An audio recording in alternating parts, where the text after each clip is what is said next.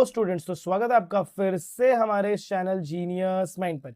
याद रखो, genius mind की स्पेलिंग जो JEENEUS है। कुछ बच्चे इसको मिस्टेक करके GE से स्टार्ट करते हैं, तो फिर वो गलत चैनल पर लैंड कर जाते हैं, फिर हमें बोलते हैं सर चैनल नहीं मिल रहा है।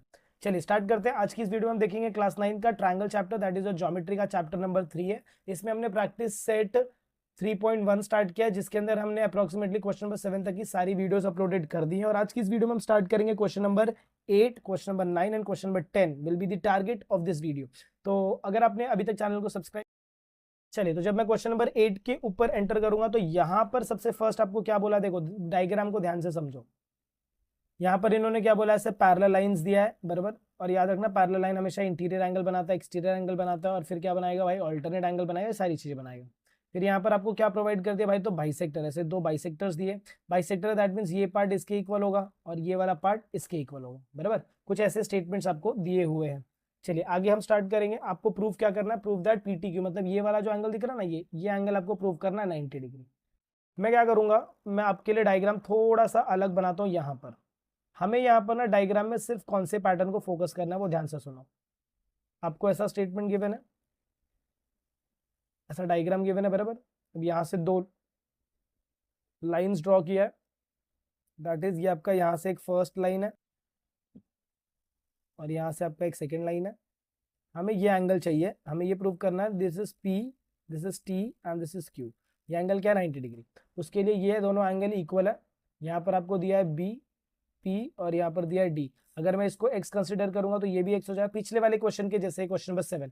अगर इसको y कंसिडर करूंगा तो ये भी y हो जाएगा बराबर। इतनी चीजों को ध्यान में रख के हम क्वेश्चन को स्टार्ट करते हैं। चलिए स्टार्ट करते हैं। सबसे फर्स्ट सोल्यूशन जब आप लिखेंगे तो क्या लिखेंगे, ध्यान से सुनो। Line AB parallel to line CD on transversal. कौन से ट्रांसवर्सल की बात कर रहे हैं भाई हम लोग, on transversal PQ। Major angle BPQ plus major angle PQD is equal to 180 degree. Statement number 1, reason आएगा इंटीरियर एंगल। रीजन क्या आने वाला भाई, तो इंटीरियर एंगल आएगा। चलिए आगे चलते हैं। इसको स्टेटमेंट नंबर 1 पुटअप कर दिया, बस ठीक है। अब हम उठाएंगे नेक्स्ट हमारे statements. Segment PT bisect, segment PT bisect major angle BPQ।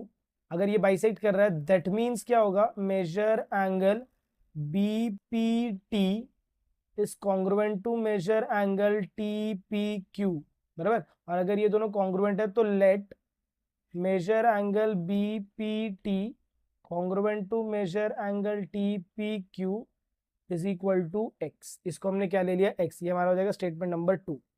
इसके बाद जब हम फर्दर आगे मूव करेंगे तो अब हम ये वाले पैटर्न को यूज कर रहे हैं, y वाला जो पैटर्न है बराबर। जब y वाला पैटर्न लिखेंगे तो यहाँ पर क्या लिखेंगे, यहाँ पर TQ है तो हम लिखेंगे यहाँ पर segment TQ bisect angle PQD बराबर। देख लो एक बार डायग्राम यहाँ पर भी बना देता हूँ मैं। ये हमने फर्स्ट पैटर्न, ये हमने सेकेंड पैटर्न लिया है, यहाँ से फिर एक लाइन हमने ड्रॉ किया है। ये हमारा पॉइंट क्या था P, ये हमारा पॉइंट क्या था Q, यहाँ का पॉइंट है D, यहाँ से एक लाइन और यहाँ से एक लाइन, ये पॉइंट T पे मिट कर रहा है और यहाँ पर है B। तो अभी हम लोग ये वाले बात, इनकी बात कर रहे हैं, y और x बराबर। देयरफॉर मैं यहाँ पर क्या लिख सकता हूँ, मैं लिख सकता हूँ यहाँ पर TQP is congruent to angle TQD is equal to y. This is my statement number 3. फिर हम किधर एंटर करेंगे, कंसिडर स्टेटमेंट नंबर 1। अभी स्टेटमेंट नंबर 1 क्या बोल रहा था, मैं ध्यान से देखो। स्टेटमेंट नंबर ये बोल रहा था कि angle BPQ plus angle PQD is equal to 180 degree था बराबर। मैं BPQ को दो पार्ट्स में लिख सकता हूँ। दो पार्ट्स कौन से लिखेंगे वो ध्यान से सुनो। क्या मैं BPQ को स्प्लिट करके ऐसे लिख सकता हूँ, angle BPT plus angle TPQ। Similarly मैं PQD को भी दो पार्ट्स में स्प्रेड कर सकता हूं। मैं फर्स्ट लिख सकता हूं angle TQP plus angle TQD is equal to 180 degree. अब इसको हमने क्या कंसिडर कर लिया, x and x, y and y। That means मैं यहाँ पर इसकी जगह क्या लिख सकता हूँ भाई, तो x, इसकी जगह भी क्या लिख सकते हैं, x, बीच में प्लस, फिर plus y plus y is equal to 180 degree. Reason क्या लिखेंगे, फ्रॉम 2 एंड 3। अभी ये स्टेटमेंट क्या हो जाएगा, 2x plus 2y is equal to 180 degree. That means मैं 2 को बाहर लूंगा तो क्या हो जाएगा, x plus y is equal to 180 degree divided by 2, बराबर। अभी इसको अगर मैं डिवाइड करूंगा 180 डिग्री डिवाइडेड बाय 2, तो मेरा x प्लस वाई का वैल्यू कितना आ जाएगा भाई, तो 90 डिग्री आ जाएगा। आई होप आप सबको समझ में आया कि हमने इधर 90 डिग्री कैसे लेकर आए। इसको हम पुटअप करेंगे स्टेटमेंट नंबर 4। अब हम कौन सा ट्रायंगल कंसिडर करेंगे, ये छोटकू ट्रायंगल कंसिडर करेंगे, एंगल टी पी क्यू। चलिए तो देखते हैं, मैंने आपको वापस डायग्राम बोला है कि हम डायग्राम को ऐसे कुछ कंसिडर कर रहे हैं, बराबर। यहाँ पर हमें वैल्यू दिया हुआ है ऐसा डायग्राम का, बराबर। अब ध्यान से सुनो, यहाँ पर अभी हम कौन से ट्रायंगल पे फोकस करेंगे, उससे मैं येलो से ड्रॉ कर रहा हूँ। हम सिर्फ ये वाले ट्रायंगल पे फोकस करेंगे, अंदर वाला ट्रायंगल। तो ये हमारा टी है, ये हमारा पी है, और ये हमारा क्यू है। इसको हमने एक्स लिया है, इसको भी एक्स लिया था, ये वाई है और ये वाई है। चलिए स्टार्ट करते हैं। तो हम लिखेंगे in triangle T P Q. अगर मैं टी पी क्यू की बात करूंगा तो यहां पर मैं प्रॉपर्टी कौन सा यूज करूंगा भाई, तो सम of measure of all angle of triangle is 180 degree. That means angle TPQ plus angle TQP plus angle PTQ is equal to 180 degree. कुछ नहीं भाई, 3 लेटर नेमिंग किया, 3 लेटर नेमिंग आपको समझ में आ गया रहेगा। TPQ बोलूंगा तो ये वाला एंगल, TQP बोलूंगा तो ये वाला एंगल, और PTQ बोलूंगा तो ये वाला एंगल। इसकी जगह हम क्या लिखेंगे, x, प्लस इसकी जगह क्या लिखेंगे, y, फिर प्लस PTQ की जगह कुछ नहीं तो ये हो जाएगा हमारा PTQ is equal to 180 degree. अब ये x प्लस वाई है, क्या इसकी जगह मैं लिख सकता हूँ 90 डिग्री फ्रॉम स्टेटमेंट नंबर 4, और ये हो जाएगा मेरा PTQ is equal to 180 degree. यहाँ पर हम लिखेंगे फ्रॉम 4। फ्रॉम 4 कौन सा भाई, अभी तो इधर फाइंड किया ना, देखो एक्स वाई का वैल्यू हमने निकाला, कितना निकाला, 90 डिग्री निकाला। इसी वैल्यू को हमने इधर क्या कर दिया, सब्स्टिट्यूट कर दिया, देखो सब्स्टिट्यूट किया, प्लस 90 साइड जाएगा तो minus, therefore angle P T Q is equal to 180 degree minus 90 degree, therefore angle P T Q is equal to 90 degree. और इसको हम रीजन क्या लिख देंगे, H P, that is your hence proved. तो I hope आपको ये question अच्छे से समझ में आया रहेगा। Let's move on to the next question, that is our question number 9 की तरफ। चलो भाई क्वेश्चन नंबर 9 देखेंगे, इट्स वेरी सिंपल क्वेश्चन। देखो यहाँ पर आपको ए चाहिए बी, ये 70 है तो ये भी 70 हो जाएगा, सिंपल सा क्वेश्चन है। ये लीनियर पेयर बना रहा है, ये 100 है तो कितना हो जाएगा, 80 हो जाएगा।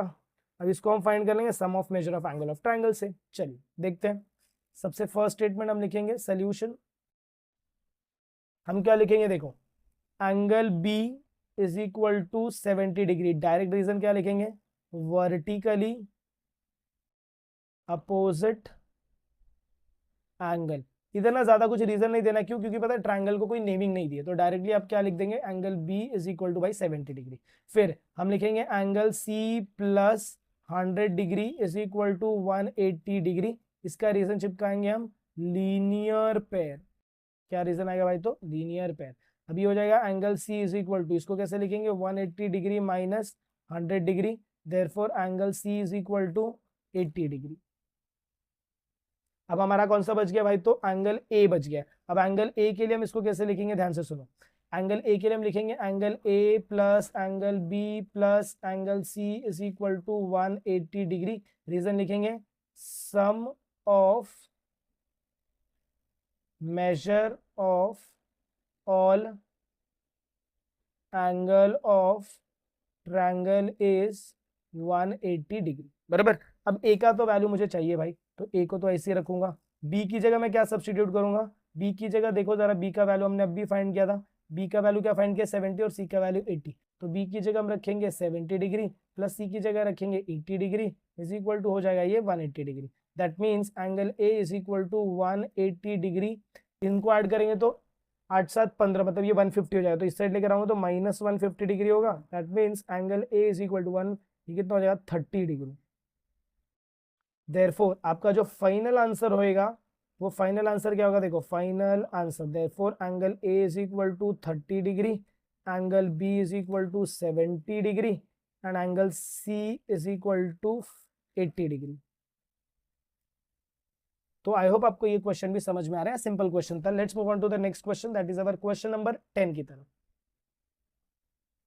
अब क्वेश्चन नंबर 10 समझना थोड़ा सा डिफिकल्ट है, क्योंकि यहां पर बहुत सारे कंफ्यूजन्स क्रिएट होने वाले हैं। सबसे पहले ना मैं आपको ये क्वेश्चन का बेसिक बताता हूं। देखो, हम क्या करेंगे, हम इस क्वेश्चन को 3 पार्ट्स में डिवाइड करेंगे। कितने पार्ट्स में? 3 पार्ट्स। यहां पर 2 लाइन पैरेलल है, DE. DE is parallel to GF.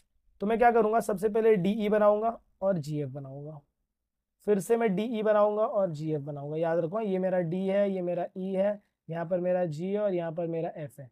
फिर से मैं डी बनाऊंगा, यहाँ पर ई बनाऊंगा, यहाँ पर लिखूंगा जी और यहाँ पर लिखूंगा एफ। आई होप आपको इतना समझ में आ गया। एक और बार बनाते हैं इसको। यहाँ पर हम लिखते हैं डी, यहाँ पर हम लिखते हैं ई, यहाँ पर हम लिखते हैं जी और यहाँ पर हम लिखते हैं एफ। अब सब में ना हम ट्रांसवर्सल्स ड्रॉ करेंगे। सबसे फर्स्ट जब मैं डीएफ की बात करूंगा तो यहाँ पर मैं एक ट्रांसवर्सल ड्रॉ करूंगा, ये वाला। उसके बाद इसके अंदर हम ट्रांसवर्सल ड्रॉ करेंगे, ये नीचे वाला ट्रांसवर्सल। उसके बाद एक लास्ट बचता है, इसके अंदर हम जो ट्रांसवर्सल ड्रॉ करेंगे वो ये वाला ट्रांसवर्सल। और तीनों पैटर्न्स को हम अलग अलग सॉल्व करेंगे, तब जाके हमारा क्वेश्चन सॉल्व आउट होगा। तो आई होप आपको डायग्राम समझ में आए। डायग्राम तीनों बना के लीजिए। तो सबसे पहले हम हर एक डायग्राम को सॉल्व करेंगे और फिर उसके बाद उसके अंदर सारा का सारा वैल्यूज को पुट आउट कर देने वाले हैं। दैट्स इट, फिर हमारा काम हो जाएगा। चलिए स्टार्ट करते हैं। सबसे पहले मैंने क्या बोला भाई, तो हम यहाँ पर क्या करने वाले हैं, फर्स्ट हम ये ऐसा डायग्राम कंसिडर करेंगे जिसके अंदर ये हमारा क्या है, डी है, ये हमारा ई है, ये हमारा जी है और ये हमारा एफ है। इसके अंदर हम कौन सा ट्रांसवर्सल लेंगे, तो हमारा ट्रांसवर्सल जो होगा वो डी एफ से जॉइंट होगा, मतलब ये कुछ ऐसा जॉइंट होगा, बराबर। That means this angle is congruent to this angle. तो जब मैं सोल्यूशन स्टार्ट करूंगा तो सोल्यूशन का फर्स्ट स्टेप हम लिखेंगे line DE parallel to line GF. Line DE किसको पैरेलल है भाई, तो लाइन जीएफ को पैरेलल है। फिर हम यहाँ पर लिखेंगे on transversal DF. On transversal DF की अगर मैं बात करूं तो कौन सा angle, angle E D F is congruent to angle G F D. इसको पुटअप कर देंगे हम। रीजन स्टेटमेंट नंबर 1, और रीजन हम क्या लिखेंगे भाई, तो ऑल्टरनेट एंगल। ये हमारा फर्स्ट स्टेटमेंट हो गया। इसके बाद मैंने आपको सेकंड डायग्राम कौन सा बोला था, सेकंड डायग्राम हम ये वाला कंसिडर कर लेते हैं। यहाँ पर अगेन ये डी है, ये ई है, ये एफ है, ये जी है। बिना ऐसे सॉल्व किए, बिना ऐसे समझे आप कोई क्वेश्चन समझेगा ही नहीं। यहाँ पर ये ट्रांसवर्सल, अगर ये ट्रांसवर्सल है दैट मीन्स मैं क्या बोल सकता हूँ, ठीक है, हमें ये ट्रांसवर्सल की जरूरत शायद नहीं पड़ेगी, तो हम इसको नहीं यूज करते हैं। हम क्या करते हैं ना, हम यूज करते हैं एंगल बाइसेक्टर। ये वाला तो आपको समझ में आ गया ना। अब इसके बाद हम यूज क्या करते हैं भाई, तो एंगल बाइसेक्टर। चलो हम क्या लिखेंगे, देखो segment EG bisect angle D E F को बाइसेक्ट कर रहा है, therefore angle D E G is congruent to angle G E F. Reason by angle bisector property. इसको पुटअप करेंगे स्टेटमेंट नंबर 2। फिर ऐसे एक और बाइसेक्टर है, segment F G bisect angle D F M को बाइसेक्ट कर रहा है। अच्छा, अगर डी एफ एम को बाइसेक्ट कर रहा है दैट मीन्स यहाँ पर मेरा स्टेटमेंट क्या आ जाएगा, मेरा स्टेटमेंट आएगा angle D F G is congruent to angle G F M. Reason हम लिखेंगे by angle bisector. This will be your statement number 3। I hope आपको इतना समझ में आ गया। इसके बाद हम किधर एंट्री करेंगे, इसके बाद हम अभी एक और डायग्राम बनाना बाकी है। अभी जो डायग्राम बनेगा वो डायग्राम ऐसा वाला होगा, this is your D, this is your E, this is your G and this is your F. अब ये डायग्राम में मेरा जो ट्रांसवर्सल होगा वो ये नीचे वाला ट्रांसवर्सल होगा, तो ये वाला एंगल इसके इक्वल हो जाएगा करस्पॉन्डिंग एंगल। तो यहाँ पर मैं क्या लिखूंगा, देखो line DE parallel to line GF on transversal EF. On transversal EF, measure angle DEF is congruent to measure angle GF, और यहाँ पर क्या था, GFM. GFM इसको पुटअप करेंगे, स्टेटमेंट नंबर 2 3 हो गया ना, 4 हो जाएगा, और रीजन डालेंगे करस्पॉन्डिंग एंगल. रीजन क्या डालेंगे भाई, तो करस्पॉन्डिंग एंगल. आई होप आपको ये स्टेटमेंट समझ में आ गया. अब हमें क्या करना है, कंबाइन करना है बहुत सारी चीजें. देखो सबसे पहले यहाँ पर ये लोग ने क्या बोला है, DEG. हम ये स्टेटमेंट, फर्स्ट स्टेटमेंट पकड़ते हैं. इन्होंने क्या बोला है, DEG. अगर मैं देखूँ तो D इधर है, E इधर है और G इधर, मतलब ये हाफ वाला एंगल की बात कर रहे हैं. ये किसका हाफ होना चाहिए, this should be the half of EDF, मतलब इसका हाफ होना चाहिए, बराबर. अभी ये वाला एंगल अगर मैं देखूँ तो इसके इक्वल है क्या, इसके इक्वल.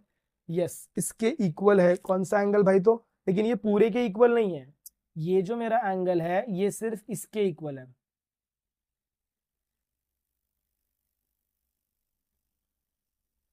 ये जो मेरा एंगल है ना, ये सिर्फ इतने के इक्वल है. मतलब क्या, angle EDF is congruent to DFG. अगर आप देखोगे ध्यान से, हमने एक एंगल बाइसेक्टर में ये एंगल कंसिडर किया. देखो EDF is congruent to angle GFD. इसका मतलब क्या हो जाएगा कि ये जो EDF है, ये EDF मुझे चाहिए, मुझे ये GFD को रिप्लेस करना है. बट दिस GFD ये और किसके इक्वल है, ये इसके भी तो इक्वल है क्या, इसके इक्वल, बराबर इसके भी इक्वल है. दैट मीन्स मैं, और यहां पर हाफ कैसे आएगा, हाफ कैसे आ सकता है बताओ जरा. देखो ये वाला जो एंगल है ना, कौन सा एंगल भाई, तो मैं कौन सा एंगल की बात कर रहा हूं, मैं एंगल की बात कर रहा हूं भाई DFG. ये DFG है, किसका हाफ होगा, DFM का. And this DFG is half of DFM का हाफ है. और ये जो DFM है, ये बड़ा वाला एंगल, ये किसके इक्वल है, और चलिए देखिए, अगर हम इसकी बात करें तो सबसे पहले ना यहाँ पर बहुत सारा कॉम्बिनेशन आपको बनाना है. DEG, जब मैं DEG को बोलता हूँ तो मतलब ये वाला एंगल. अब ये वाला एंगल किसके इक्वल हो सकता है, अभी सबसे पहले तो ये समझ लेते हैं, ये जो एंगल है ये इसका बड़े वाले का हाफ है, बराबर. तो चलो हम इसको डायग्राम से समझते हैं. अगर मैं यहाँ पर डायग्राम बनाऊं तो मेरा डायग्राम कुछ ऐसा बन रहा है. देखो हमारा डायग्राम कुछ ऐसा बन रहा है. ये फर्स्ट स्टेटमेंट ये ऐसा है, यहाँ पर ये स्टेटमेंट है, ये वैल्यू इसको ज्वाइन कर रही है, और ये वाला वैल्यू इसको ज्वाइन कर रहा है, बराबर.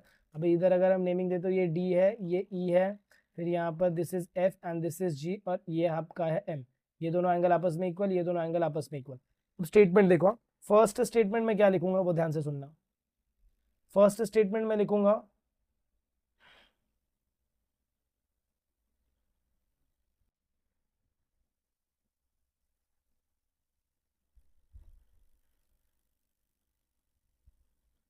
तो चलिए मूव ऑन करते हैं next question, that is our question number 10 की तरफ. क्वेश्चन नंबर 10 में हम क्या एंटर करेंगे भाई, तो सोल्यूशन.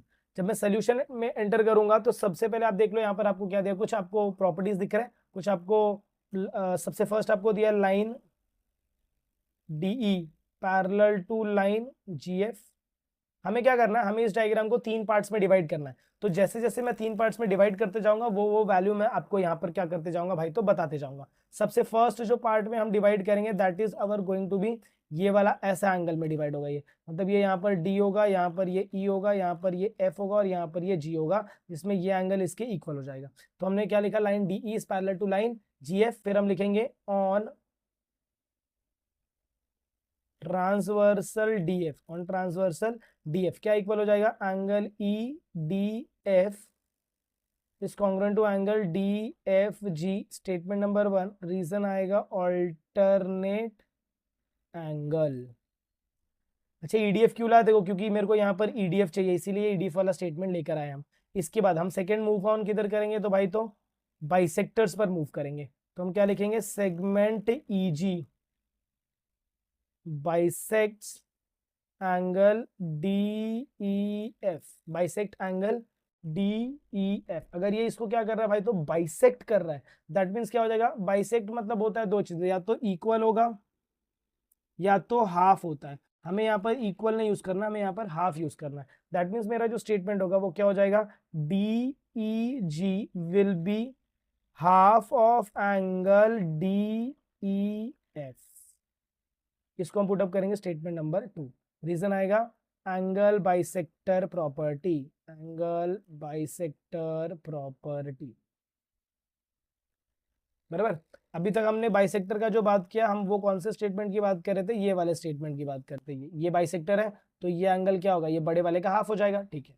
ये स्टेटमेंट को हम रिजर्व करके रखते हैं। अब हमें यहाँ पर सिर्फ किसको हटाना, देखो मेरे को डीई जी चाहिए, यस। अब इधर ये डीई एफ की जगह मेरे को ईडीएफ लाना, दैट मीन्स मुझे इनका कनेक्शन बनाना पड़ेगा। डी एफ जी मार्क करो, डी एफ जी देखो इधर दिख रहा है, और दूसरा क्या है डी ई एफ, मतलब ये वाले बड़े वाले एंगल का इसके साथ मुझे क्या बनाना है भाई, तो कनेक्शन बनाना है। चलो अब इनका कनेक्शन बनाने के लिए हम इसका कनेक्शन कैसे बना सकते हैं। डीई एफ, अगर देखो डीई एफ और दूसरा कनेक्शन किसके साथ बनना चाहिए, तो भाई डी एफ जी के साथ बनना चाहिए। चलो मैं बताऊं, चलो नेक्स्ट पेज चलते हैं। एक हमें यहां पर प्रॉपर्टी यूज करनी पड़ती है, देखो ध्यान से। हमने जो डायग्राम बनाया, हमारा डायग्राम कुछ ऐसा है,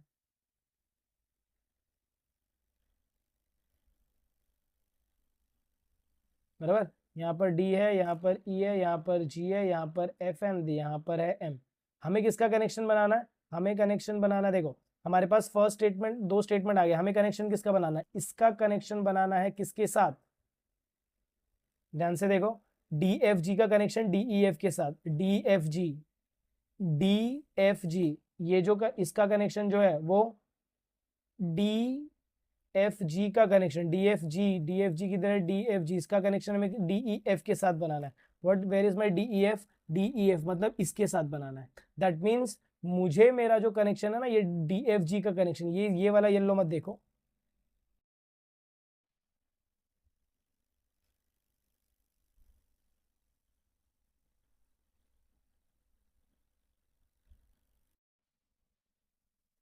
वापस देखो। अगर मैं ये डायग्राम ड्रॉ करता हूं, तो डायग्राम में सबसे फर्स्ट यहाँ पर पैटर्न है, ये पूरा का पूरा ये पैटर्न आपको ऐसे गिवन है। यहाँ पर डी है, यहाँ पर ई है, यहाँ पर एफ है, यहाँ पर जी है, यहाँ पर एम है, बराबर। मुझे क्या करना है, मुझे दो चीज़ों के ऊपर ध्यान देना है। फर्स्ट पैटर्न पे मुझे ध्यान देना, देखो मेरे को फर्स्ट पैटर्न जो बोला है that is my D F जी, तो डी एफ जी किधर है, डी इधर है और एफ इधर आएगा, सॉरी ये आपका एफ मार्क करो, यहाँ पर आपका जी मार्क करो, डी एफ जी मतलब ये वाला एंगल, ये किसके इक्वल होना चाहिए, this angle should be D E F, D इधर है, ई इधर है, एफ इधर है, मतलब ये बड़े वाले एंगल के इक्वल होना चाहिए। अब इसके लिए हम क्या लिखेंगे, ध्यान से सुनो। नेक्स्ट स्टेटमेंट, नेक्स्ट एक स्टेटमेंट मैंने अभी आपको, अभी हम ट्रांसवर्सल ये लेंगे, तो हम क्या लिखेंगे यहाँ पर, line D E parallel to line G F on transversal DF, on transversal DF क्या हो जाएगा, angle E D F is congruent to angle D F G. इसका रीजन क्या आएगा, तो ऑल्टरनेट एंगल, कौन सा एंगल भाई, तो alternate angle.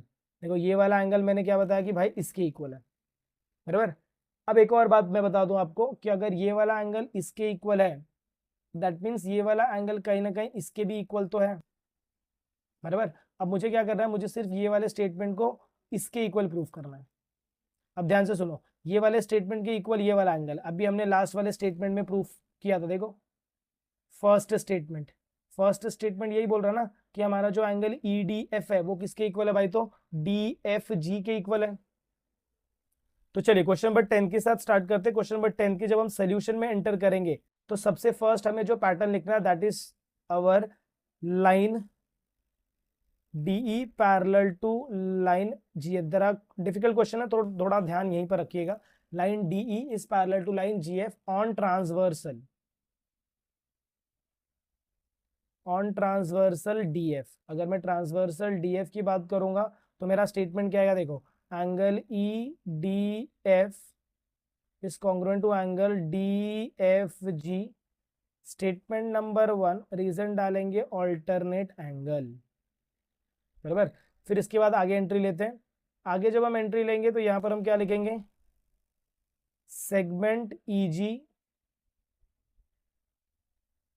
Bisects angle D E F. अगर ये बाइसेक्ट कर रहा है दैट मीन्स क्या हो जाएगा, measure angle D E F is equal to, sorry measure angle D E F नहीं आएगा क्योंकि हमें इधर हाफ वाली वैल्यूज को रखना है, देयरफॉर यहाँ पर क्या आएगा, measure angle D E G is equal to half of measure angle D E F, ये हो जाएगा मेरा statement number 2 by angle bisector property, बराबर।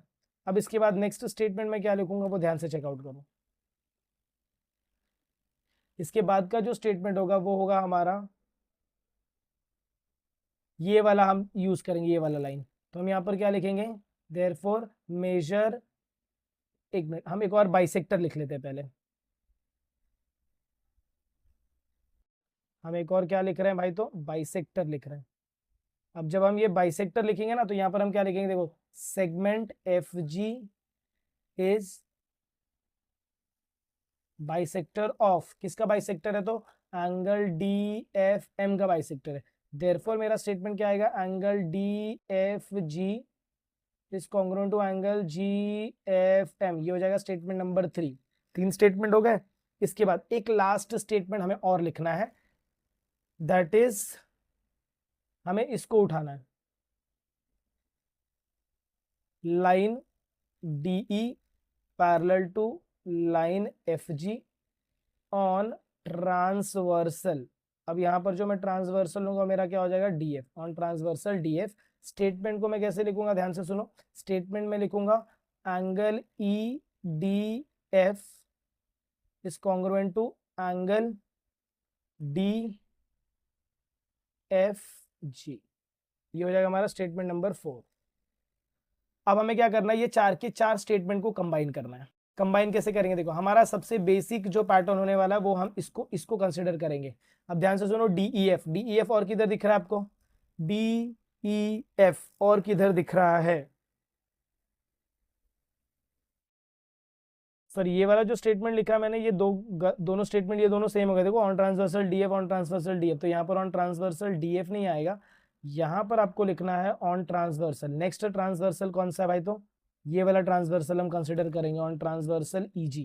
तो यहाँ पर लिखेंगे ऑन ट्रांसवर्सल ईजी। जब मैं ऑन ट्रांसवर्सल ईजी की बात करूंगा तो मेजर एंगल क्या आएगा, मेजर एंगल डी ई जी।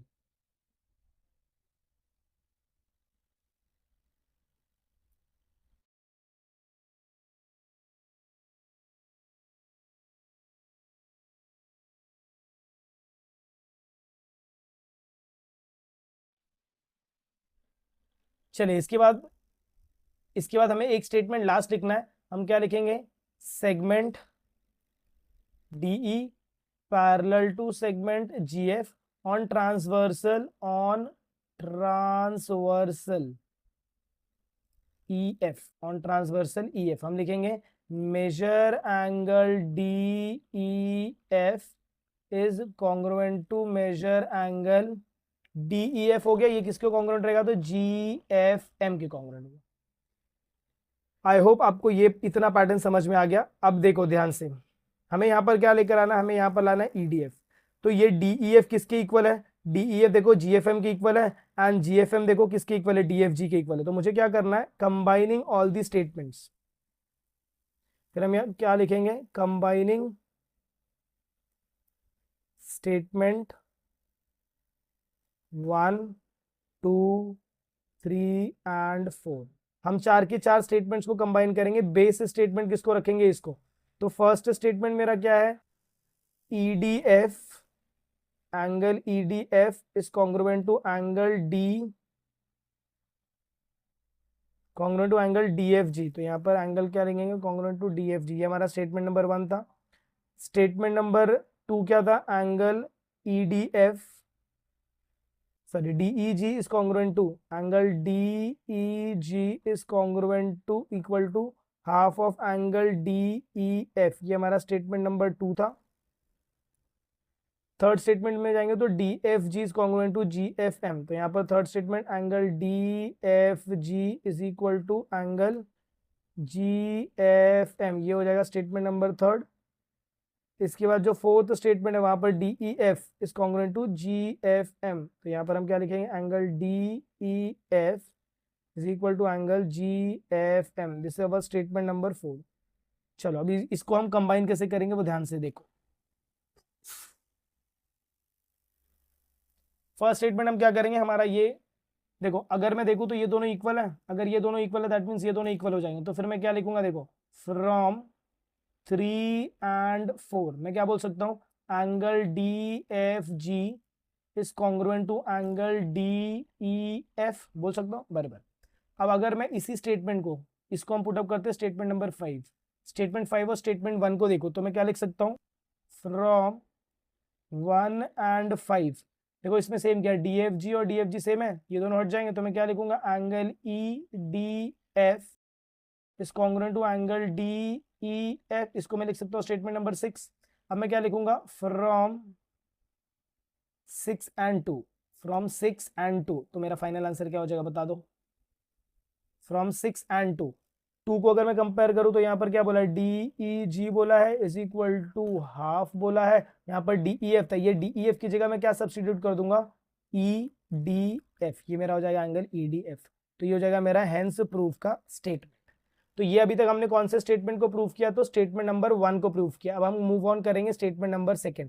जब मैं स्टेटमेंट नंबर 2 की बात करूंगा तो यहाँ पर क्या बोला है, EF should be equal to FG। अब EF और FG कब इक्वल होंगे, देखो जब आपका ये वाला एंगल इसके इक्वल होगा बराबर, और ये वाला एंगल इसके इक्वल है ही, है क्या, बराबर है। दैट मीन्स अगर ये वाला एंगल इसके इक्वल है तो इसकी जगह मैं इसको रिप्लेस कर सकता हूँ। चलो इसका डायग्राम हम देखते हैं। तो मैंने क्या बोला, हम डायग्राम कैसे बनाएंगे, देखो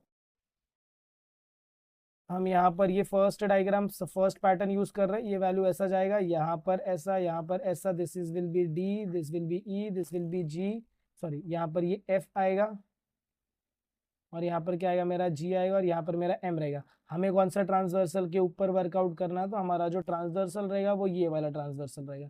अब इसमें ये एंगल इसके इक्वल है, हमें सिर्फ क्या करना है, ये दोनों एंगल्स को इक्वल प्रूव करना है, ये एंगल और ये एंगल।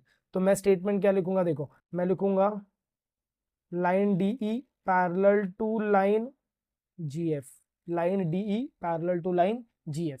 फिर हम यहाँ पर लिखेंगे हाफ मेजर एंगल, या फिर आप ये लिख सकते हैं अगर ये पैरेलल है तो हम यहाँ पर लिख सकते हैं कि measure angle DEF is congruent to measure angle EFG।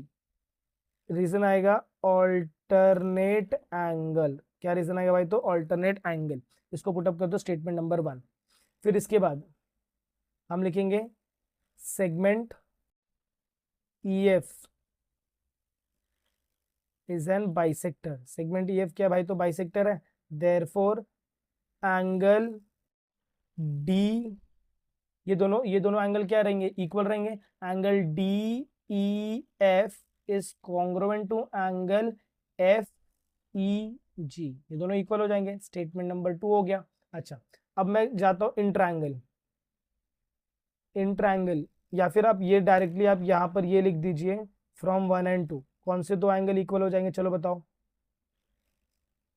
Therefore from 1 and 2, 1 और 2 में देखो दोनों में सेम क्या दिख रहा है, आपको DEF DEM सेम दिख रहा है। दैट मीन्स यहाँ से क्या हो जाएगा, angle EFG is congruent to angle FEG, EFG and FEG, ये दोनों एंगल इक्वल हो जाएंगे। देयरफॉर हम ये बोल सकते हैं कि side opposite to equal angle is equal. That means इनके अपोजिट में कौन सा साइड है, इसके इस एंगल के अपोजिट में ये साइड, और यहाँ के अपोजिट में ये side. That means side FG is congruent to side EG। ये हो जाएगा आपका स्टेटमेंट नंबर 2 का हेंस प्रूफ का स्टेटमेंट। आई होप आपको क्वेश्चन समझ में आ रहेगा। देख भाई क्वेश्चन थोड़ा सा लेंदी है क्योंकि ये इंपॉर्टेंट क्वेश्चन है, और इसमें आपको ये पैटर्न बहुत याद रखना है। इधर ये जोड़ी बहुत सारी बनानी है, तो इसके लिए आपको ये पूरा समझ में आना चाहिए कि मैंने ये 4 जगह क्या क्या स्टेटमेंट्स यूज किए हैं। सिंपल सा क्वेश्चन है, 1-2 बार प्रैक्टिस करोगे तो हो जाएगा। तो आई होप आपको वीडियो पसंद आई रहेगी। अगर आपको वीडियो पसंद है, अगर आपको ऐसा लग रहा है कि यस यहाँ पर इंटरेस्टिंग चीजें चल रही, तो मेक श्योर आप वीडियो को ज्यादा से ज्यादा अपने फ्रेंड्स के साथ शेयर करें। चैनल पर नए हैं तो चैनल को सब्सक्राइब करना ना भूलें। मिलते हैं अगले वीडियो में कुछ ऐसे नए आगे के क्वेश्चंस के साथ। तब तक के लिए have a good day and take care.